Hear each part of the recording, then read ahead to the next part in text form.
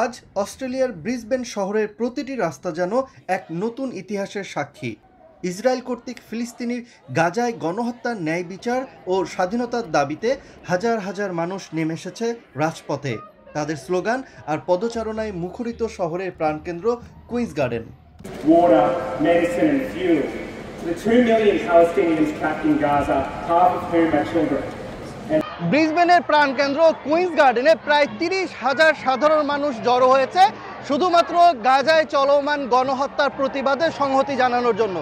শুধু সংহতি জানানোর জন্যই না, সেই সাথে অস্ট্রেলিয়া গভর্নমেন্টের কাছে জোরালো দাবি জানানো তারা যেন কোনো অবস্থাতেই আর ইসরায়েলের পক্ষ হয়ে সামরিক সরঞ্জাম কিংবা অর্থনৈতিক সাহায্য না দেয়।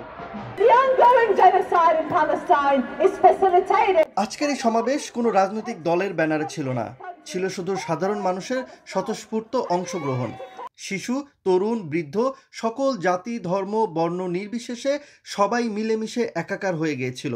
ব্রিসবেনের পুলিশ প্রশাসন জানিয়েছে আজকের এই মিছিলে 30,000-এরও বেশি মানুষ অংশ নিয়েছে, যা ব্রিসবেনের সম্প্রতি সময়ের সবচেয়ে বড় সমাবেশগুলোর একটি। এই সমাবেশের আয়োজকরা বলেন, আমাদের এই আন্দোলন কোনো রাজনৈতিক দলের বিরুদ্ধে নয়, এটি মানবতার পক্ষে, ফিলিস্তিনির নিপীড়িত মানুষের পক্ষে একটি শান্তিপূর্ণ প্রতিবাদ।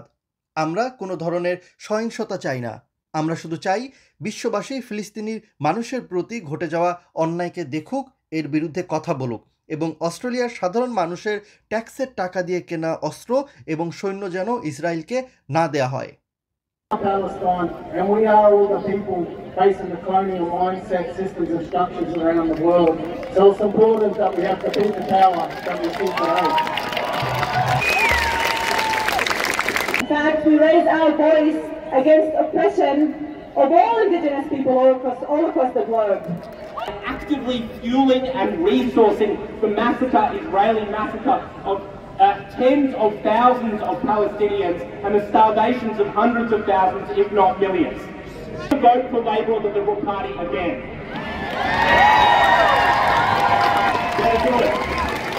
Okay? Hey, maybe there's some Labor members here. You know the best thing you can do? Tear up your membership card. Rise up for Palestine! Find the power, turn the tide! Rise up! Find the power, turn the tide! Rise up for Palestine! Acts of terrorism inflicted on Palestinians since are no less abhorrent and, in my opinion, way worse, as they were inflicted on thousands of innocent children and under the guise of casualties of war. Every reason to beat has been taken, and if hope is naive, then tell me what else is left for the ones who keep breathing. Inside IUR, inside IUR, inside IUR. সকাল থেকেই queen's garden পার্কে সাধারণ মানুষ জড়ো হতে শুরু করে। এরপর তারা ভিক্টোরিয়া ব্রিজ পার হয়ে মুসগ্রে পার্কের দিকে এগিয়ে যায়। পুরো পথ জুড়ে তাদের স্লোগান ছিল একটাই, free free Palestine, free free Gaza.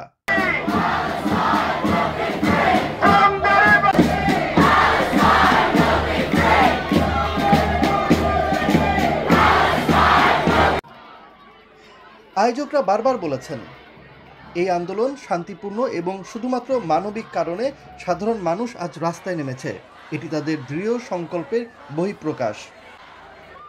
এই আন্দোলন শুধু ব্রিসবেনের মধ্যে সীমাবদ্ধ ছিল না, একই দিনে সিডনি, মেলবোর্ন, পার্থ সহ বিভিন্ন বড় বড় শহরে এই আন্দোলনের মিছিল অনুষ্ঠিত হয়েছে।